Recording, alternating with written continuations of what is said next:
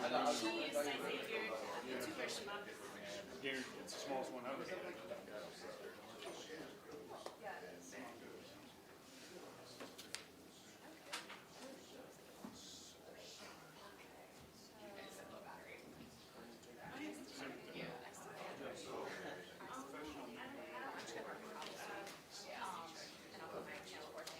anyone have a PC charger they're not using?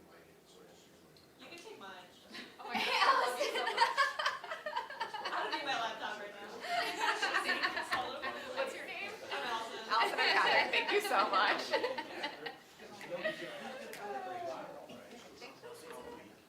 Looks like it. Oh my gosh, amazing. Allison's like, oh, I got you. Actually, I think mine's a different one. I'll double check because I kind of forgot. But either way, thank you for offering. Riley, can you shut that? Okay, I need to roll all of atmosphere off.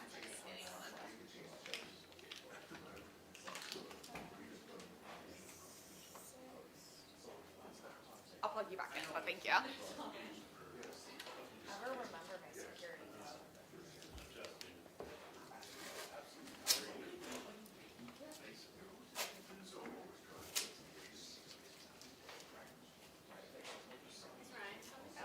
It's dumb that they don't give us parking. Yes, like they should. Especially now. Well, broadcasting majority, almost all of their videos, like the least they can do is give us parking. Yes. How many zeros? You try and tape it together. Zero. That's what we were just. That's literally what I was just saying. I was like, it's the least they could do considering we're broadcast partners with them now. No, we have zero. So I just park on cobblestone when I cover games. Okay, so 5 tickets. 1, 2, 3. Patrick Anthony. Is back now? No, she's already going. Oh, amazing. So before I hit accept, okay. Yeah, that's everybody. Because Jordan might leave me and stuff later. Yeah. Sarah is waking up as soon as 6. Yeah. Pretty much. Pretty much. She, this morning, I had to have one of our like maintenance people come, and it's like her favorite girl ever. She was like coming to fix a door or something, and I was like, sneak out now. Yeah, she loves it. And sometimes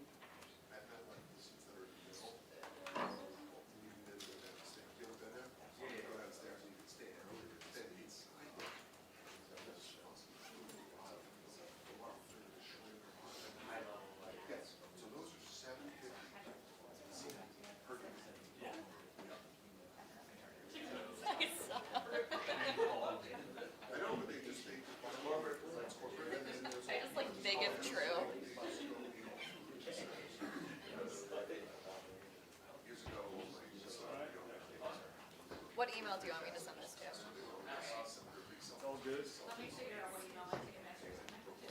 How much do you owe you, Marley? McDermott's not on the job. Okay. It's mine. It's Rob.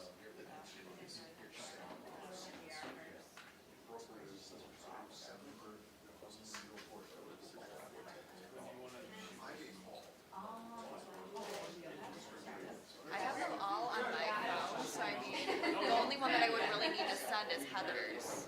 I'm like, no, don't, not do it. This is supposed to be like awesome for you guys.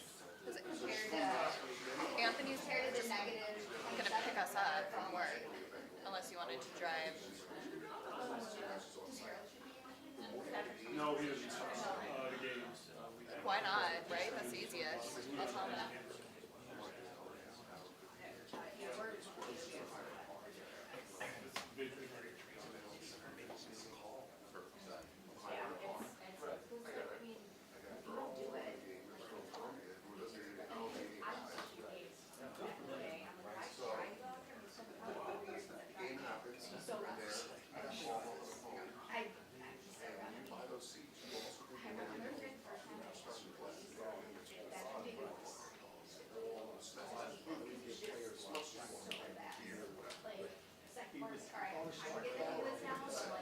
There's something, I'm sorry, I missed like half of these, it's just, I was like, man, it just takes a while.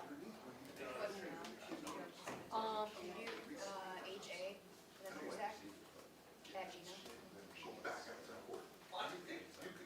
Yeah, but if you wanna do it, that'd be great.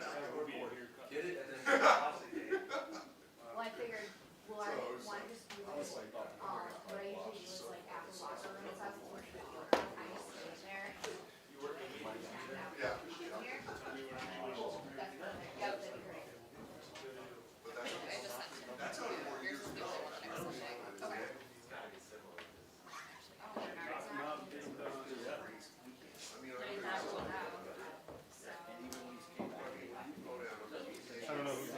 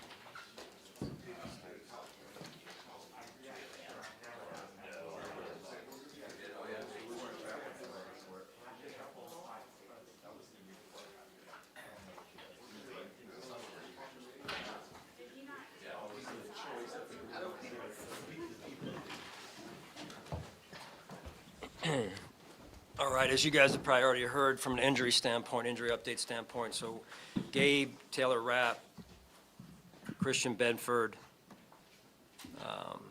Balin Spector, all are ruled out, and the rest of them at least have a chance to play, and we'll see how today and the next couple of days unfold here.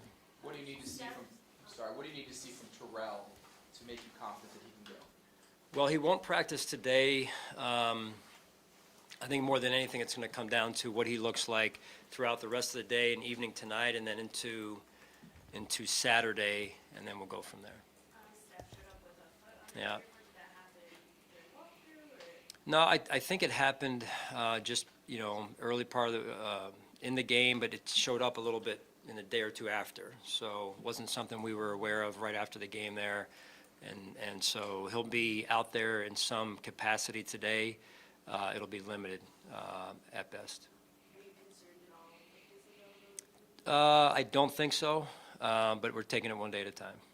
With all the injuries all season, how much has it forced you to alter what you want to do defensively? I give our guys a ton of credit, John. It's really the way that they've taken the bull by the horns and said, hey, we're gonna figure this thing out. And that takes special people with special mindsets, and they've just done a phenomenal job with that all season, from the beginning up until this week. I'm sorry, Cam Lewis, yeah.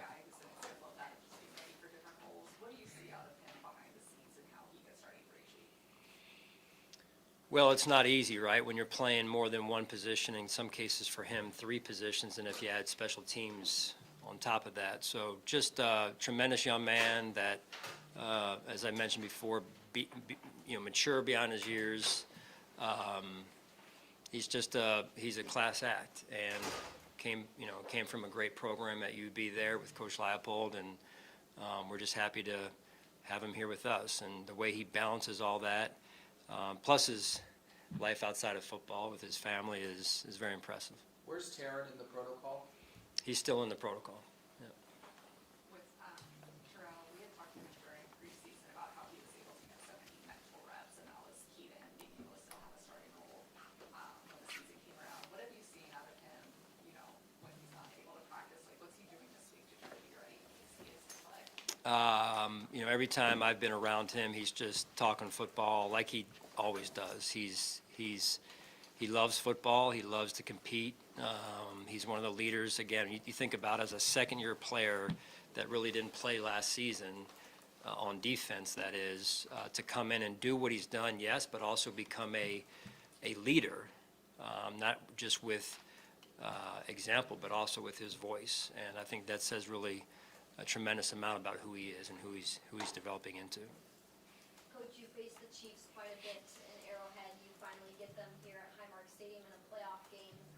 What do you need from Bills Mafia this weekend on Sunday night? And I just talked about this on the radio a little bit, Maddie. I mean, they've got a great fan base, and we've spent a considerable amount of time out in Kansas City at Arrowhead Stadium, and you can hear their fans. They play a part in that stadium, in that team, in that organization. Our fans do the same. And I'm looking forward to seeing and hearing Bills Mafia showing the NFL community what we're all about here and what they're all about. Something I've gotten a chance to see over the last 7 years, and I can't wait for them to play a part in our game Sunday night. Do they look different than they did the first time you played them, the way they're playing? I think everybody looks a little bit different, right? But then there's things, I'm sure they're looking at our defense and our team saying there's, as much as we've evolved, we're still the same in some regards. So it's a little bit of both, I would say. Sean, yesterday Vaughn was asked, games like this, is this why you were brought in? And he point blank said, yeah, essentially to that effect. I'll ask you the same thing. Is this, moments like this, why Vaughn was brought in? I would say yes. I mean, really, that's why we're all here, right? You come to the Buffalo Bills to play in games like this. It doesn't get any better than this. 2 great teams, 2 great organizations. I'm extremely proud of where we've come from and where we are today. in the last 7 seasons. And that's where we belong. That's where the Buffalo Bills belong, in that conversation, like the Chiefs are every year.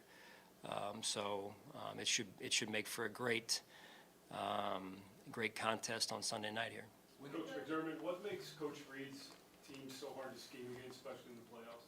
Oh, he's one of the best coaches that has ever coached the game. Certainly I'm biased. I've been around him, learned a lot from him. But at the same time, he continues to evolve. He continues to scheme. He continues to come up with, just intricate and detailed ways of making what he does better than anybody else on offense in particular. Mike, they talked about yesterday how no matter who's out there on defense, even if it's younger guys, they're not getting extra help. There's confidence that they can do their job. Yeah. What is it about this group where different guys have had to step in at different times, different positions, and it's worked out? Like, what is it about this team? Yeah, just resiliency overall. They're very resilient.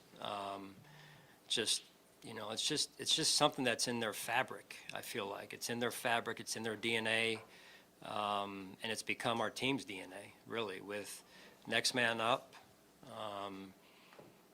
we'll figure it out.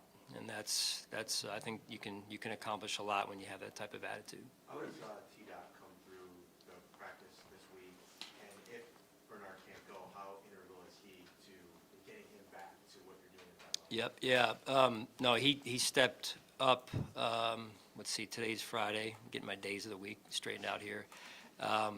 Monday, I believe it was, and he just, although he was coming off of an injury, he's saying, "Hey, I'm ready to go." And that doesn't mean that he's 110%. That just means he's ready to go. And so we have great faith and trust in him and the players around him. What have you seen from Sam Martin this week in terms of his progress, Sam Martin? Yeah, it's been slow, just in terms of evaluating a punter is a little bit different than evaluating a position player on a daily basis. So I'm really banking on the feedback he's giving me and us, and the training staff and their communication with me on it. Because he's one of one, does he have to be?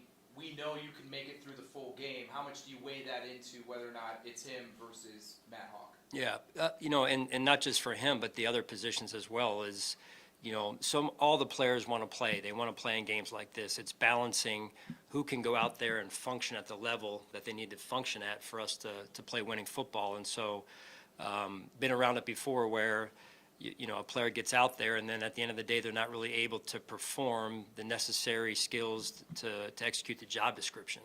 So that's the sweet spot we've got to find from a medical standpoint as well.